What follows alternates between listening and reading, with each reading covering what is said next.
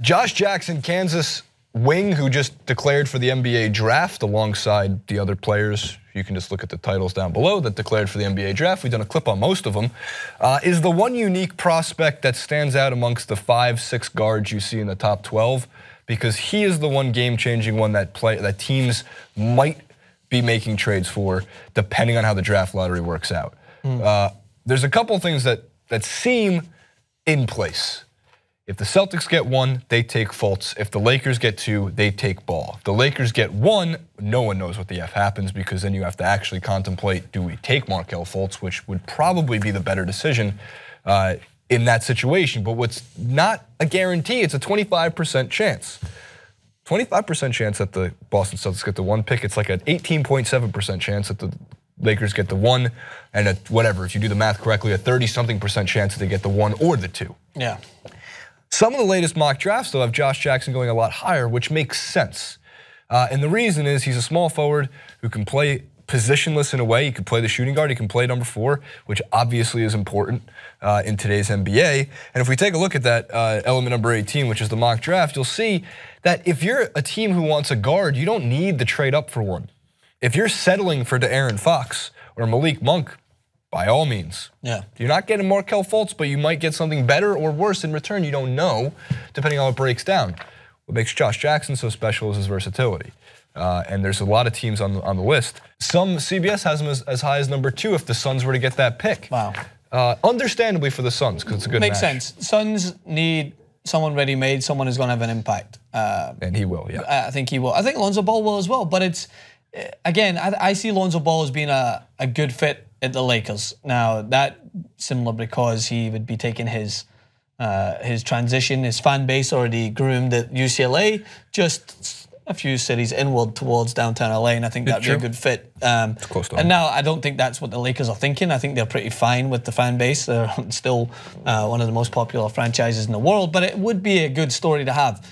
The thing about this NBA draft is I think that we're a little shorter with ready-made talent coming in to make an impact. And I say that not looking to disparage Malik Monk, who I thought had a phenomenal tournament, still was a little streaky with these shooters. I think he'll take a little bit more time. Last year, you just put your finger on Ben Simmons, watching him throughout the regular season, ready-made talent. He's going to go in, he's going to have an impact. Yeah. The year before, or was it 2 years before, Karl Anthony Towns, throw him in to Game 7 in the NBA Finals, and I'm pretty sure he'll have an impact and he'll still be able to do something, because he just looked like he was mature enough to handle that pressure that's surrounding that environment. There's a lot of guys here that I think do have the ability and have shown it. Lonzo Ball took an enormous weight on his shoulders, was able to continue with his dad trying to be every form of distraction and annoyance non-stop. So I think that it was a testament to how mature he was that he was able to continue to play. That being said, there's still parts of his game that have to evolve before I think he can really impact the Lakers. You've been preaching about Jackson ever since. And I remember you talked about it before. One of the guys to watch before the tournament, just because, look, you want to find the game-changing wing. A point guard is extremely important, but don't forget the depth to which point guards are available now. Dennis Schroeder, with Kevin Durant on his team, becomes one of the best point guards statistically in the league. You can't say the same vice versa if you have an amazing point guard who is dealing with, I don't know, and this is so mean, but Rudy Gay. You're not going to find him. Some people can't create their own shots, and that's the biggest thing. Josh Jackson can create his own shot. He does have some weaknesses. As Dan mentioned before, most of these guys are all one-and-dones. The Suns need the front court help, obviously. They're a young team. They're actually the youngest team in the league. So they're going to still stay the youngest team in the league.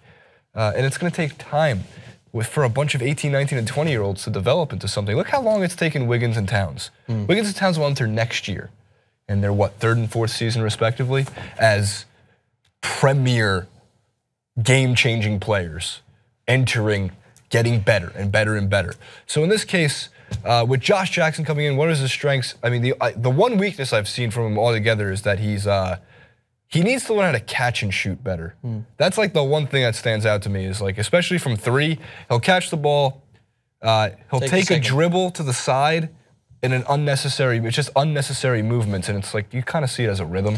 The great players, obviously, like JJ Redick catches and shoots possibly better than anybody else in the league. It's a automatic motion. Yeah. And Josh Jackson, I think, could actually unlock that ability for himself because he's got more size than Redick does. It's something that you can overcome if you have a shot like Steph Curry, where you don't necessarily need to use your legs as much, and you can shoot off the dribble, and your arms, and you're more.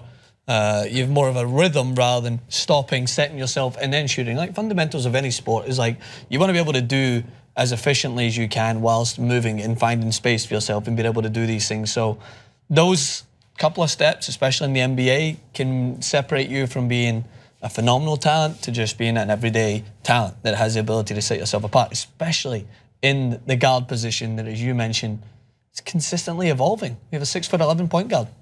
What else can you say? Yeah. And there's a lot of them. So hopefully the next draft, Aaron Fox. There's a lot more Don't F it up. 6'11" point guards out there.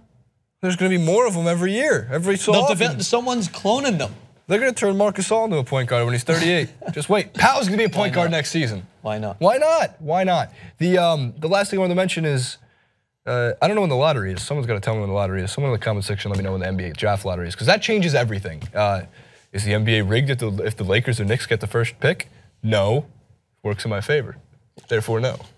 Get some frozen envelopes in there. Knicks. First round pick. The first overall pick? First pick. Markelle Fultz. Take Fultz. Happily.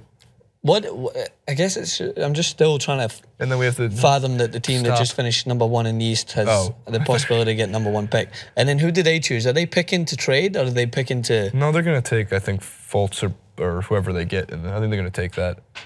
Lonzo Ball and Celtics? I don't see that's a bad thing either. Nor do I. So interesting. We got Good time to be a Celtics fan. We got a big draft coming up. Big draft. They have a big game coming up. Celtics Bulls. Yeah. They need a W. So do the Raptors. I love playoff time. I do too. Tuesday, May 16th. What's today? That was in the comment section. What's today? April what? Is April 18th. Oh, you got a month? Damn it. You've got time. You have time to rig the draft. Help Jason rig the draft. Hashtag rig it for the Knicks. Comment below.